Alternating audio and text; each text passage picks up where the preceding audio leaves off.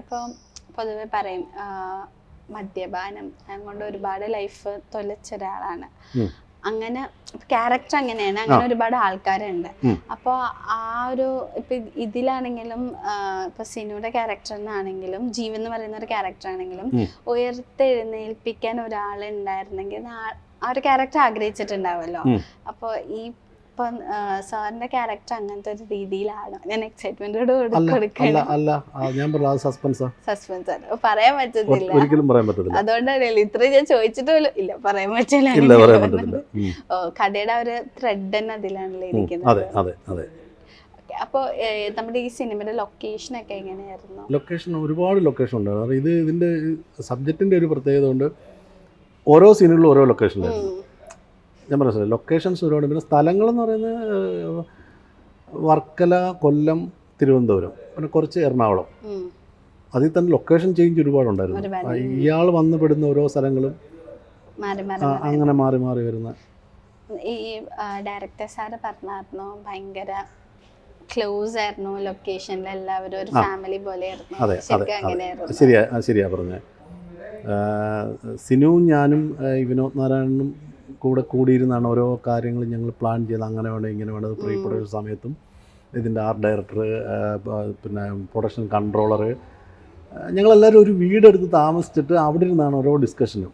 അപ്പോൾ ഇന്ന ജോലി ചെയ്യത്തുള്ളൂ അങ്ങനൊന്നുമില്ല. അപ്പോൾ ഞാൻ തന്നെ ശരിക്കും ഒരു അസിസ്റ്റൻറ്റ് ഡയറക്ടർ നിൽക്കുന്ന പോലെയാണ് ഇവരുടെ ഈ ഡയറക്ഷൻ ടീമിൻ്റെ കൂടെ ഓരോ കാര്യങ്ങളും ഓരോ സീനുകൾ ഡിസ്കസ് ചെയ്യുകയും ഒക്കെ ചെയ്യുമ്പോൾ ഞാനൊരു അസിസ്റ്റൻറ്റ് ഡയറക്ടർ നിൽക്കുന്ന പോലെയാണ് ഞാൻ അവരോട് നിന്നത്. അപ്പോൾ അതുപോലെ തന്നെ ലൊക്കേഷൻ തന്നെ എല്ലാ ദിവസവും, ഇപ്പോൾ എനിക്ക് സീനുള്ള ദിവസമാണെങ്കിലും ഇല്ലാത്ത ദിവസമാണെങ്കിലും എല്ലാം ഞാൻ ഫുൾ ടൈം ലൊക്കേഷനുണ്ട്. എല്ലാത്തിനും ഞങ്ങൾ ഒരുമിച്ചാണ്. ഒരു ഇതുവരെ ഒന്നിനും ഒരു തടസ്സം വന്നില്ല ഇതുവരെ. ഈ റിലീസ് വരെ ഒരു കുഴപ്പവും ഞങ്ങൾ എങ്ങനെ പ്ലാൻ ചെയ്തോ അതുപോലെ തന്നെ വന്നിട്ടുണ്ട്. അങ്ങനൊരു ഭാഗ്യം ഉണ്ടായി. പൊതുവെ പറയാറുണ്ട് പലപ്പോഴായിട്ട് കൊമേഴ്ഷ്യൽ ഹിറ്റ് അല്ലെങ്കിൽ തിയേറ്ററിൽ ഹിറ്റ് ആവണം എന്ന് വിചാരിച്ചിട്ട് പ്രൊഡ്യൂസേഴ്സ് ആണെങ്കിലും ഡയറക്ടേഴ്സ് ആണെങ്കിലും അങ്ങനെ വിചാരിക്കുന്നതുകൊണ്ട് കഥ പലപ്പോഴായിട്ട് മിസ്സാവാറുണ്ട് മലയാള സിനിമകൾക്ക്. അപ്പം അങ്ങനെ ശരിക്കൊരു സാഹചര്യം അല്ലെങ്കിൽ സിറ്റുവേഷൻ ഉണ്ടാവാറുണ്ടെന്ന് തോന്നുന്നുണ്ടോ പൊതുവെ നോക്കുമ്പോൾ? ഞാൻ ഈ സിനിമയുടെ കാര്യമാണോ പറഞ്ഞത്? ഈ സിനിമ ബേസ് ചെയ്തിട്ട് പറഞ്ഞാലും കുഴപ്പമില്ല. ഞാൻ ജനറൽ ആയിട്ട് ചോദിച്ചതായിരുന്നു. ചോദ്യം മനസ്സിലായി. ഇപ്പൊ പൊതുവെ പറയാറുണ്ട് കൊമേഴ്ഷ്യൽ ഹിറ്റ് അല്ലെങ്കിൽ തിയേറ്ററിൽ ഹിറ്റ് ആവണം എന്നുള്ളതുകൊണ്ട് കഥ എന്ന് പറയുന്ന എലമെന്റ് പലപ്പോഴും മിസ്സാവാറുണ്ട് സിനിമകളിൽ നിന്ന്. അപ്പൊ അങ്ങനെ ഒരു പാറ്റേൺ ഇപ്പോഴത്തെ സിനിമകളിൽ കാണാൻ പറ്റുന്നുണ്ടോ എന്ന് ഞാൻ ചോദിച്ചത്. അല്ല, ഞാൻ ചോദിക്കട്ടെ, ഈ നമ്മളിപ്പോൾ ഹിറ്റായ ഒരു സിനിമ ഏതെങ്കിലും ഒരു ഉദാഹരണം എടുത്താൽ അതിനകത്ത് കണ്ടന്റ് ഇല്ലാത്ത ഏത് സിനിമ വിജയിച്ചിട്ടുള്ളത്? അല്ല, ഈ പാട്ട് അല്ലെങ്കിൽ ആക്ഷൻ രംഗങ്ങള് കഥയൊക്കെ ഭയങ്കര മനസ്സിലായി. ഇപ്പം ഞാൻ ചോദിക്കട്ടെ, ഇപ്പോഴത്തെ ഒരു പ്രേക്ഷകർ ടെക്നിക്കലായിട്ടും അല്ലെങ്കിൽ ബാക്കി എല്ലാ കാര്യങ്ങളെക്കുറിച്ച് ആധികാരികമായിട്ട് സംസാരിക്കുന്ന ആൾക്കാർ തന്നെയാണ് ഇപ്പോഴത്തെ ആൾക്കാർ. മനസ്സിലായി. അതിൽ വെറും കുറേ പാട്ടുകളും സ്റ്റണ്ടും മാത്രം ഉള്ളത് കൊണ്ടൊരു സിനിമ വിജയിക്കത്തില്ല. അതിന് ആ കണ്ടന്റ് നല്ലതായിരിക്കണം. കണ്ടന്റാണ് മെയിൻ. നല്ലൊരു സ്ക്രിപ്റ്റ്, അതിൽ ആ കഥയുടെ സ്വഭാവം അനുസരിച്ച് ആ പാട്ടും സ്റ്റണ്ടും ഒക്കെ ആവാം. അപ്പോൾ ഇനി ഞാനതിനെ കുറിച്ച് ആധികാരികമായി സംസാരിക്കുന്നില്ല. എന്നാലും പറയും, ഈ ജീവൻ സിനിമയിൽ 3 പാട്ടുണ്ട്. 3 പാട്ടുള്ളതും 3 ടൈപ്പ് പാട്ടാണ്.